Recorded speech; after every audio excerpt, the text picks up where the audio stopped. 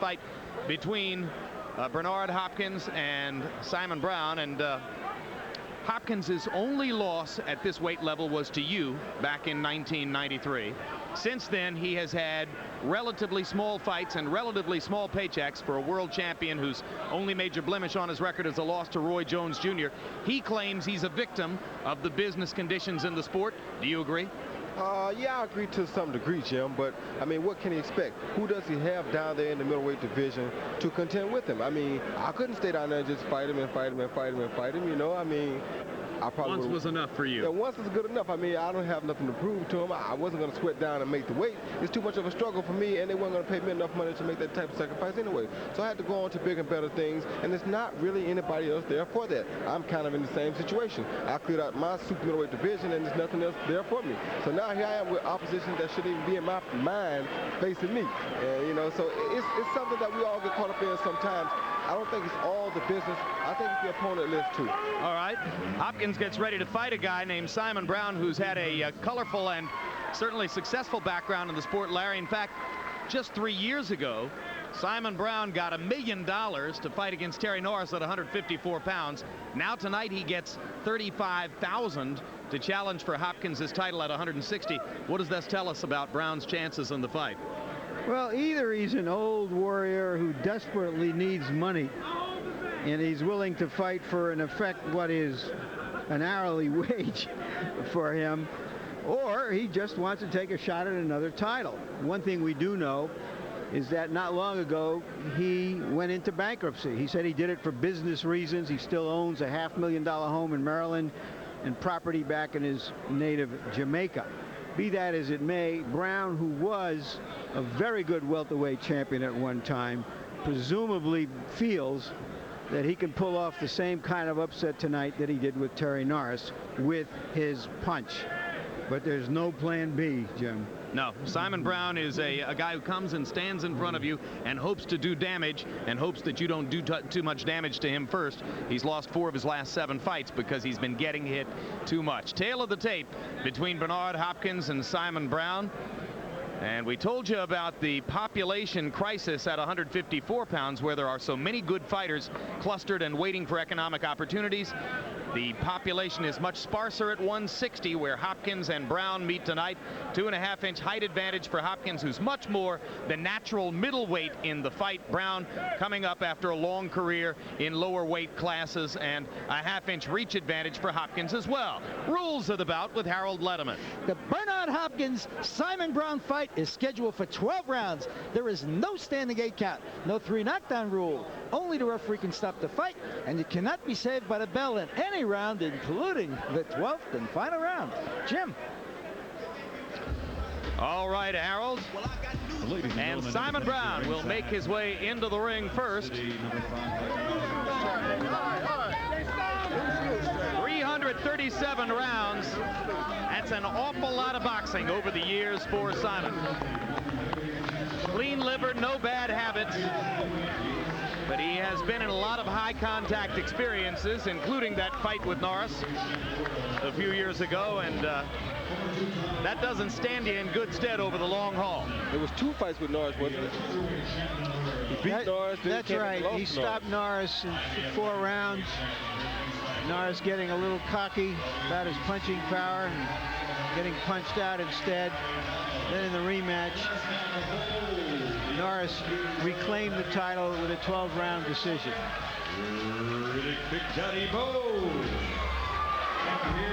And a closer look at Simon Brown. We told you 4 wins in his last 7 fights coming into tonight.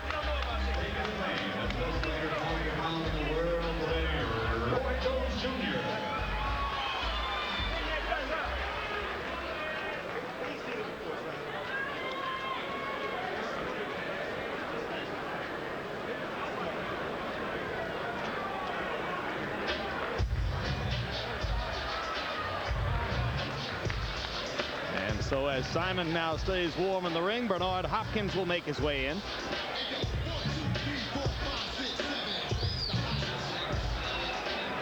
Championship belt precedes Hopkins, who is nicknamed the Executioner. 9 years of ring experience for Bernard, who began learning to box when he did a 5-year stint in reform school / prison after having gotten into trouble as a teenager. Ever since, he's been out of the big house and ordered life. And one of the brightest, quickest, smartest fighters we've ever talked to. Yeah, that's true, Larry. Just a great high-energy conversationalist. Once you get him started talking, he never stops. Yeah, and when we ask him about the difference between him and Reed, who's already made $2 million,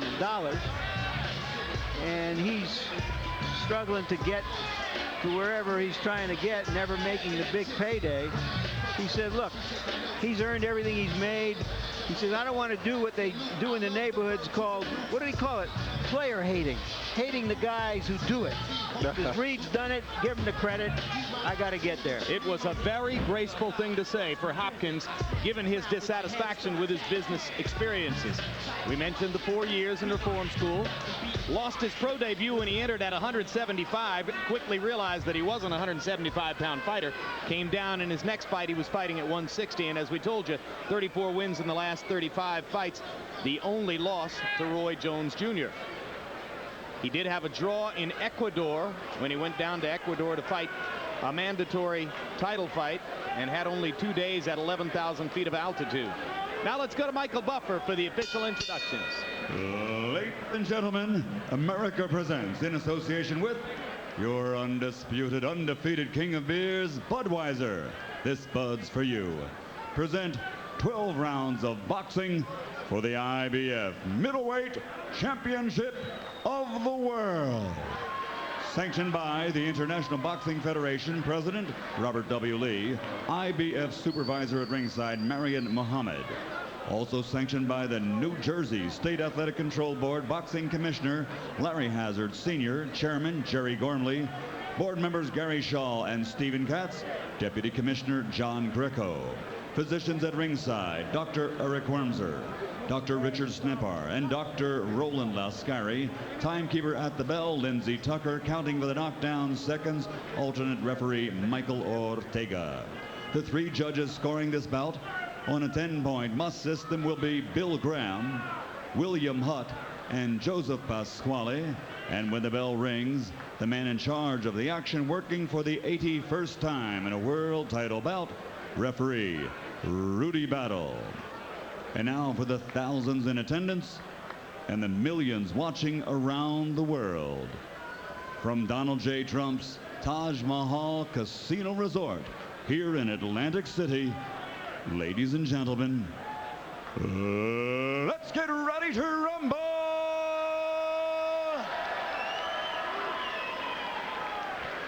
Introducing first, fighting out of the blue corner, wearing black and gold and weighing 160 pounds. In his professional career, he has 47 victories, 34 by knockout with 6 losses, and he has captured 2 world titles. Ladies and gentlemen, fighting out of Mount Airy, Maryland, here is the challenger, former 2-time world champion, Simon Montequilla Bro.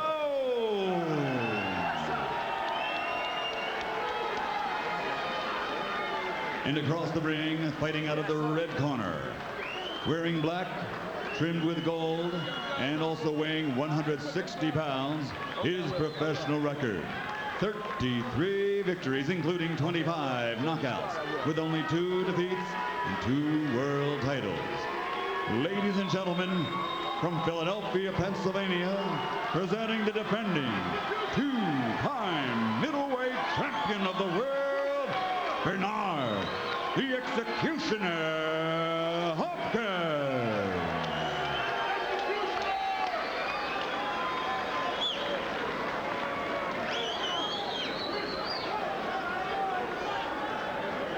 Bernard. Okay, gentlemen, you've received your pre-fight instructions. I expect a clean break at all times and listen to my commands at all times. Watch your low blows, watch the holding and hitting. Watch your heads in there. Any questions in here? Touch them up. Let's go to work. Touch them up. Hopkins told us he can't dance like Prince Ahmed. He can't play basketball like Roy Jones. All he can do is fight. Here he is doing what he can do. In the corner, Simon. Simon. In the corner. In the corner, Bernie. In the corner. Roy, what do you see as a potential advantage for Simon Brown in this fight? Actually, I don't see a lot of advantages for Simon, except his big punch. Hopkins is a boxer, and usually the boxer is at the advantage from the get-go. But Hopkins is a boxer that can punch. And you also have to remember that Simon is coming up from the welterweight division. And he wasn't a welterweight early in his career who moved up to junior middleweight and light heavyweight and middleweight. He was a welterweight in the prime of his career. Well, it looks like Hopkins from the get-go here is trying to send us home, if not early, not too late. Yeah, because he's already counted Simon's first 2 punches. You mean now that he's fighting at 1 o'clock in the morning, he's not sure he wants to fight until 2 o'clock in the morning?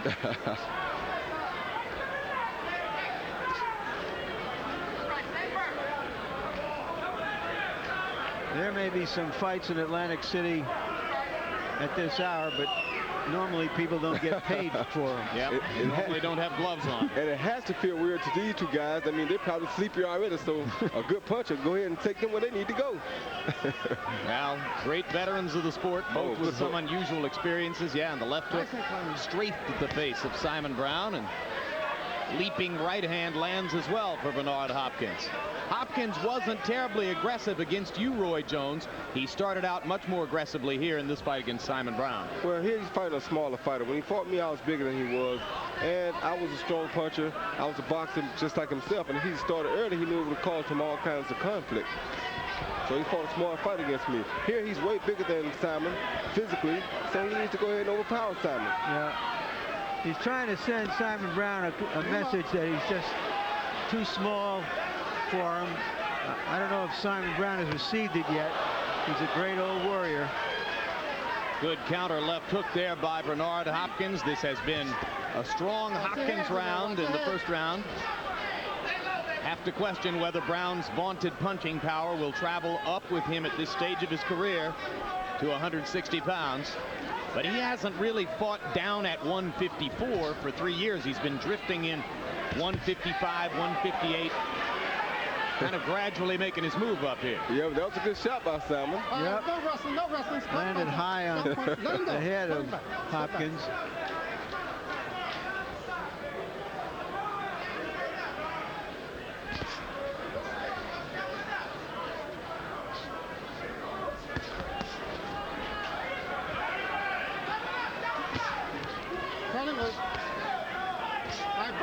Let him go. No punching. Step back.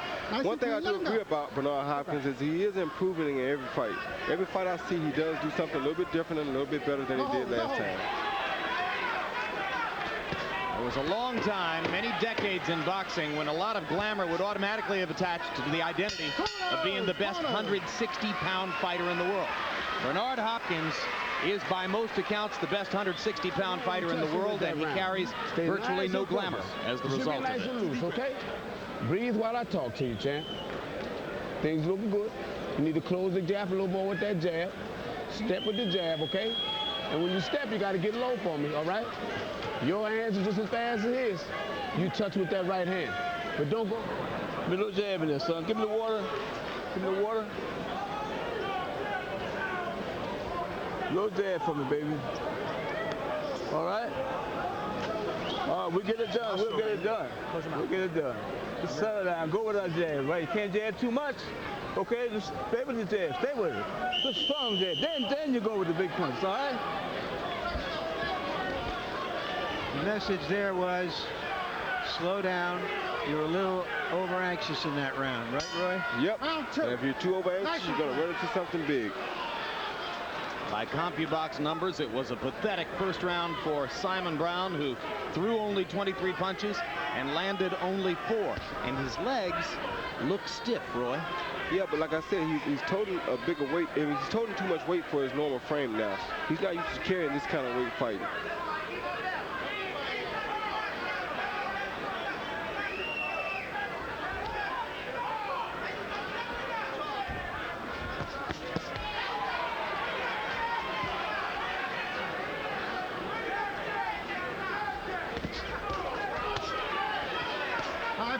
break. Stop punching. Stop punching. Step back.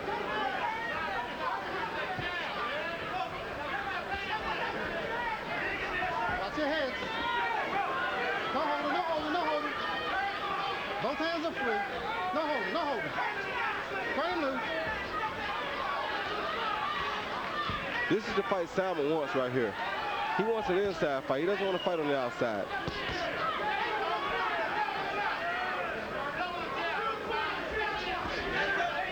And now Simon begins to step up the activity level in round 2. And seems a little better balanced, too, as he continues to follow Hopkins around the ring. Hopkins is giving him good movement because he knows Simon has to set his feet before he can punch.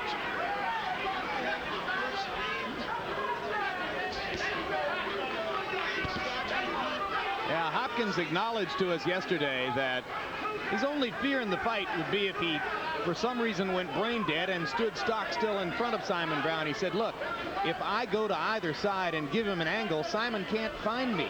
He's a straight-ahead fighter who has to have his opponent right in front of him. You agree? Yeah, he likes for his opponent to sit still so he can throw the big punches. If you don't sit still, then he's not going to throw the big punches too often. That's why he didn't throw over 12 punches in the first round. Hopkins is dazzling Brown so far with lateral movement, pausing to land combinations and then moving off side to side. Stop punching, stop punching. Step back, step back.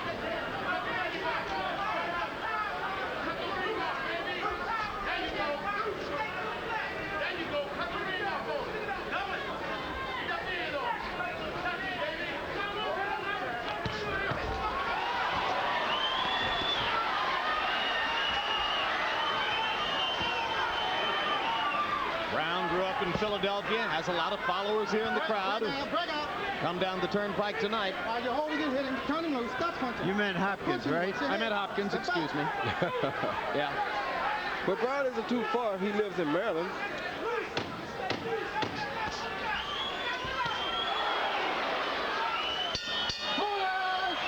No punching after the bell. Another big round for Bernard Hopkins. Philadelphia's own. All right, let's settle down a little more. Let's settle down a little more, baby. Let's take a look at the top middleweights in the world. Bernard Hopkins, generally recognized as the champion. Tonight, William Joppy reclaimed his championship belt by beating Julio Cesar Green, who had earlier defeated him, and Keith Holmes has got the other belt. Go hit it with it. Make him duck it. He can't duck it all night long. All right? Here, Z. All right, baby? It's my show, baby. It's your show. The world, baby. It's your show. Go to him with the double jab. Stay focused. Stay loose. Second jab. Loose, champ. Don't stare. Loose. Jab, son. Don't forget the jab. Another CompuBox numbers blowout in round 2. Hopkins landing 21 of 45. Brown throwing only 27 punches and landing 7. So Simon Brown continues not to be able to put out a lot of punches, and Hopkins continues to fight circles around him in the ring.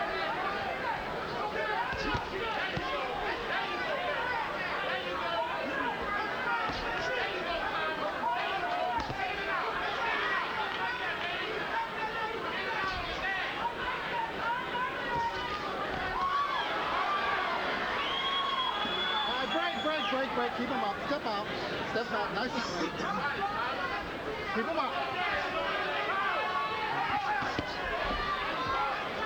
Turn him loose, let him go, let him go.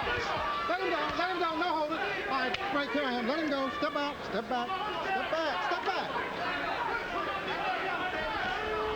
No hold it, no hold it. Bernard's doing a smart thing and working Simon's body.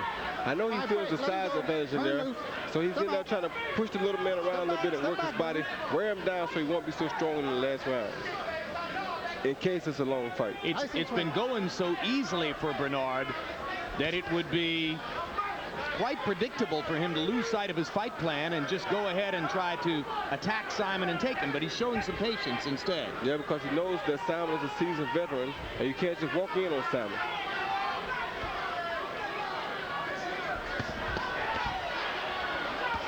Hopkins tripling with the left hook. ducking the wild swing from Brown and coming back with more. Punch, step to the side. Combination, step to the side. But Simon can't stand this. This is not Simon's type of fight. Simon wants you to sit still in front of him so he can fight you. That's why he's not punching. All right, break. You're holding. Turn him loose. Let him go. Step back. But that's how most power punchers are, Jim.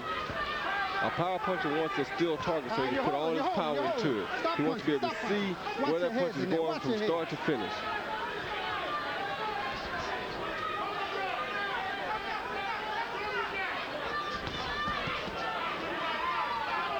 Nice and clean. Nice and clean.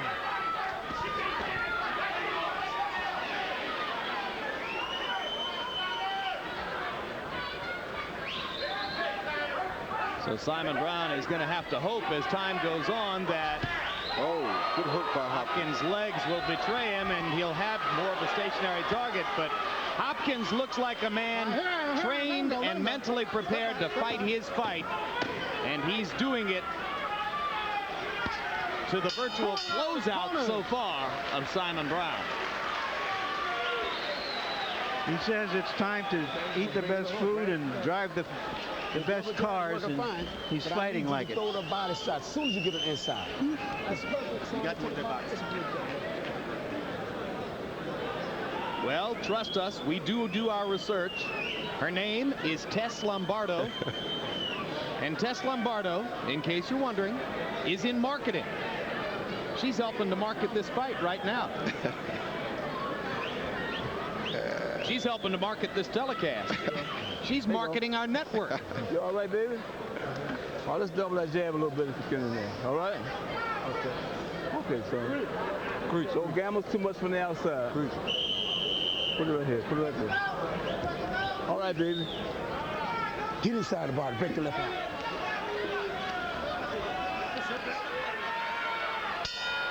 Round 4. Nice and clean.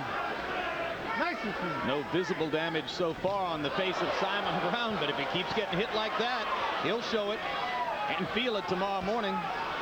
Hopkins comes out throwing wildly to begin round 4 and landed 2 big punches to start the round. All right, break. Stop punching. Stop. Watch your head. Watch your head. Step back, Barney. Step back.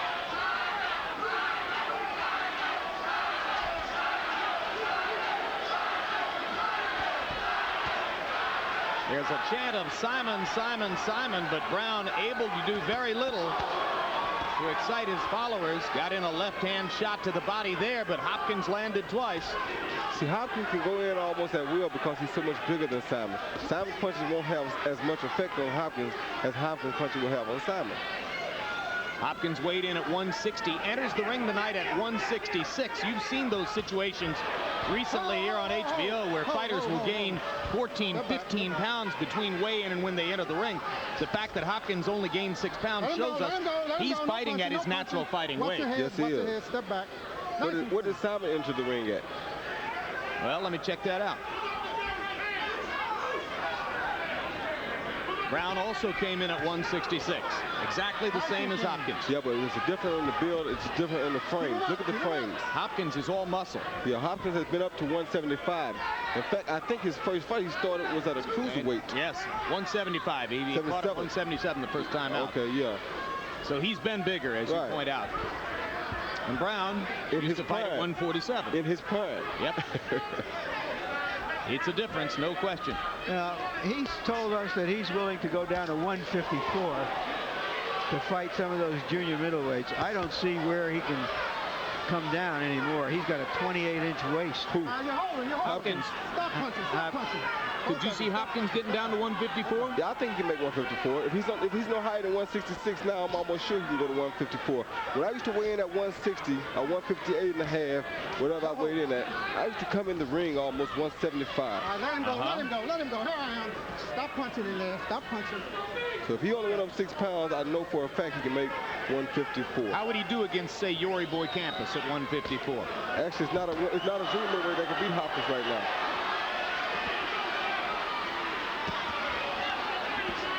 I confess I'm a little surprised that Brown has stood up to some of the big punches that Hopkins has hit him with. I don't think Hopkins is a big puncher. Brown has a good chin. Well, you can't defend the title 8 times and not have a good chin, even if it was down in the welterweight area. Straight right hand landed to punctuate another one-sided Bernard Hopkins round. We got a chance to see some of the most one-sided CompuBox numbers in quite a while in this bout, as Simon Brown has not been able to get off. That's called research, and like you said, we've been known for our research. Well, so has Bernard Hopkins. His corner has researched Simon so well until they know that if you give Simon a moving target, he is not going to willingly punch at it. See that jab downstairs. See that jab downstairs. More water. That jab working to the body is fine. Okay? You can send that right hand low sometime, right here. Here's that right hand. Brown took it, came back. With 2 impressive body shots. 2 of the 9 punches he landed in the round. Moments few and far between for Simon Brown against Bernard Hopkins in the 5th round of their scheduled 12-round middleweight championship fight. Welcoming you to February 1. Harold Letterman, how'd you score through the first 4? Jim, I'm impressed. 4-0, 40-36, the shutout, Bernard Hopkins. Jim, he really shows me everything. Power, movement, side to side, you know, effective aggressiveness, good ring generalship. He just controls this fight with that side to side movement, and certainly real pinpoint punching and great defense. Brown can't hit him. That's a good point, Harold. Brown has just not been able to hit him.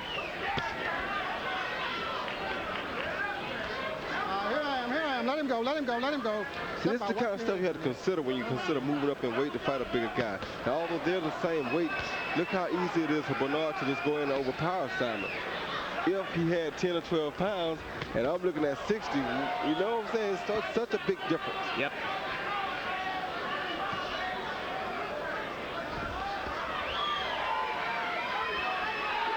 Scales can tell you the number, but they don't tell you what kind of a body you're talking about. Yeah, but when you're talking about 50 pounds, it doesn't really make a lot of difference what kind of body you're talking about. Yep. When Brown manages to sneak in a left hand. When I fought Bernard, I was virtually a one-handed fighter. But Bernard was one of the best boxers that I ever faced still. But I was so much bigger than Bernard that I knew that I could beat Bernard with no problems because of my size. He couldn't hurt me, and I was so quick. So you fought him with the left hand alone? One hand alone. In fact, Coach Merck asked me 3 months. Oh, there's a hard right hand by Hopkins. By both fighters. Coach Merck asked me 3 months before the fight to pull out of the fight because of the condition of my right hand.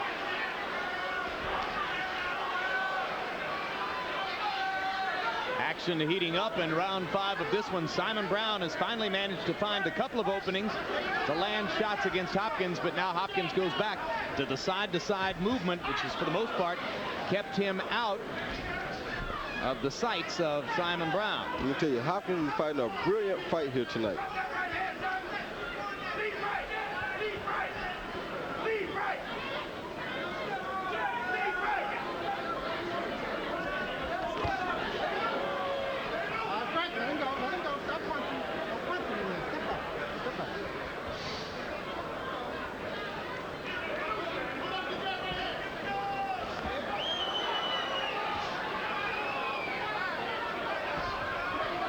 Hopkins feeling awfully confident now as he drops his hands and loads up against Simon Brown. But he keeps his distance while he does it. And Brown doesn't get a chance to take a shot. You know, Boxing After Dark returns 6 days from tonight with light heavyweight champion William Guthrie taking on Reggie Johnson, and lightweight champ Shane Mosley battling Demetrius Sabalas. That's February 6th at 10:30 p.m. Boxing After Dark at 10:30 that night. Guthrie looking to move into the light heavyweight spotlight, which will be vacated by Roy Jones if Jones follows through on the possible plan to move up and fight a heavyweight. Take the breath. What do you think of Guthrie, Roy? Guthrie's a good fighter. Guthrie came up in my amateur class. He was a very good fighter. He had trouble with boxers back then, but I think he's made a lot of adjustments. And he's a strong puncher, so I think Guthrie's a great champion. Accommodate to that body. I got a question, Roy. Yes, sir. Bernard Hopkins told us he left his promoter, Butch Lewis, starting when he found out that in his fight with you, both of you guys were supposed to get $700,000 in its entirety. Whoops!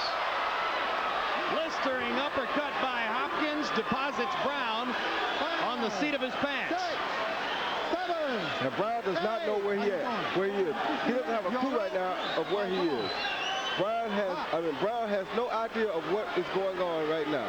He is totally amazed. Look at his eyes. He doesn't know what's going on in this ring. That was some uppercut that Hopkins landed. And Brown in serious trouble now against the ropes. Rudy Battle talking to both fighters. Now Brown is able to throw back, but Hopkins still landing.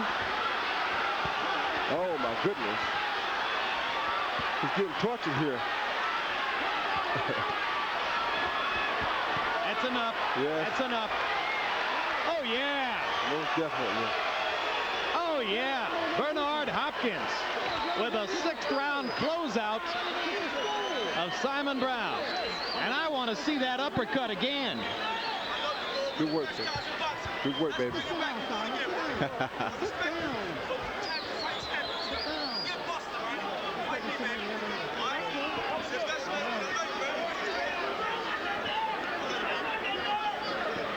Bernard Hopkins leaning through the ropes. Congratulations, Bernard.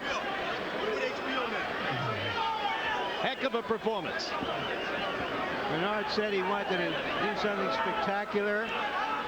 He had the right opponent to do it with, and he did it. And then he tried to call out Roy Jones, but I don't think you're moving back to 160 pounds anytime soon. Can't make 160. And let's see how effective Bernard Hopkins is at 160. Here's the first knockdown, Larry. Yeah. Oh, he had softened Brown up for 4 rounds and delivered the coup de grace with that right uppercut.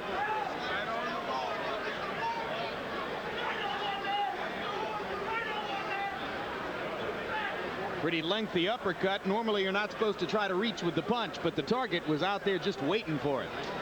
The target had been there for him all night. And here's what prompted Rudy Battle to finally stop the punishment.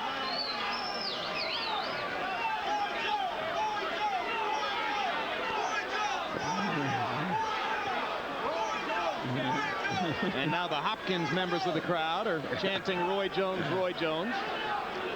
Roy Jones. They're saying that he's the best. It's been done once.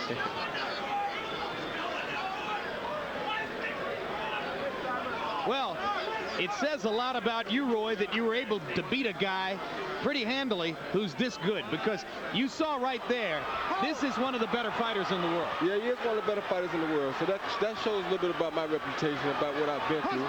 But you know, I came through all that. I struggled to come up just like he did.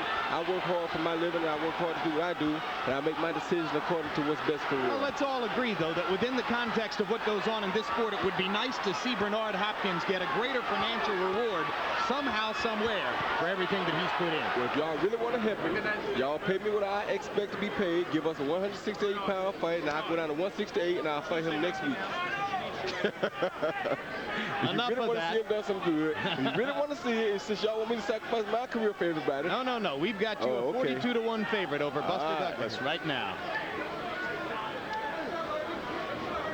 Dan Goosen congratulating Hopkins, and let's go to Michael Buffer for the official particulars. Ladies and gentlemen, referee Rudy Battle calls a halt to the bout.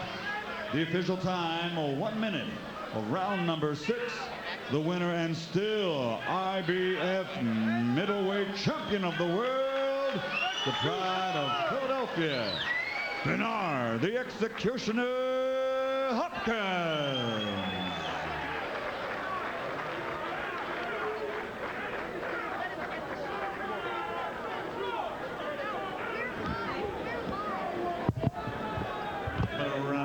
For the always game 2-time world champion Simon Brown.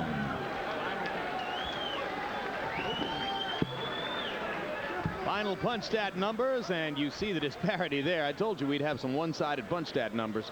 159 to 39 landed, 290 to 152 thrown, more than double the percentage. That was a thoroughly dominant performance by Bernard Hopkins. A very dominating performance. And let's go to Larry Merchant with Bernard.